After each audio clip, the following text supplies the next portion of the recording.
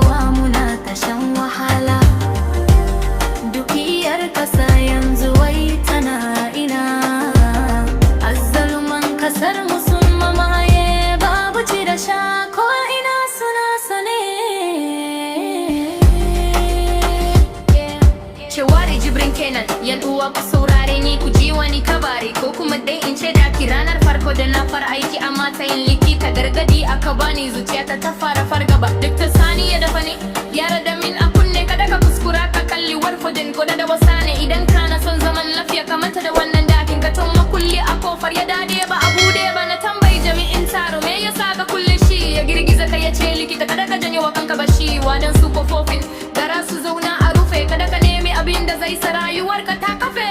Kunce cikin rayuwa ina zan wasa kanmu, Allah ya kiyaye dukkan talauci. Kunce cikin rayuwa ina zan wasa kanmu, Allah ya kiyaye dukkan talauci. Daren yara ba ni kadai ne nake bakin aiki, hanyar asibitin ta yi iska tana takukan gishirwa. Ina tafiya da fayil fitilu suna ta kyalkyali, zuciya ta da bugawa. Jibrin kanutu na fada a fili, ina zuwa daidai warfarin sai na talaka wata rana ma ba ta na buga ta na fadin haka. Na ji ta bayan ku fauriyar ta nura ta ji, don Allah ku taimaki ni ku cece ni daga wannan kunci. Ba zan iya numfashi ba, ku bude kofar nan. Muryar mace ce tana ihu tana karce ka tako da kankan. Na juya da gudu kafafu na har rawa suke, na isa gun nurses numfashi na yana ta daukewa. Akwai wata a warfuran tana mutuwa, ina makullin nurse Fatima ta kalle Aisha suka yi murmushi na daban. Ta ce likita yau ne karo na farko da kaji muryar. Na ce tana mutuwa ba ku jin yadda take kukan nan. Aisha ta sauke numfashi ta ce likita kwantar da hankali, babu mai rai a jiki. Wannan muryar kusan kullum muke ji, watanni muna ji amma babu wanda ya ta babu dewa. Kai watsi da ita kawai ka kyale ta da abin da take lura. Na koma gida barci ya gudu daga idona, ina zaune ni kadai muyar na ta yawo a raina. Me ke faruwa asibitin nan tsakar dare, wace ce take kuka a warfota na neman agaji.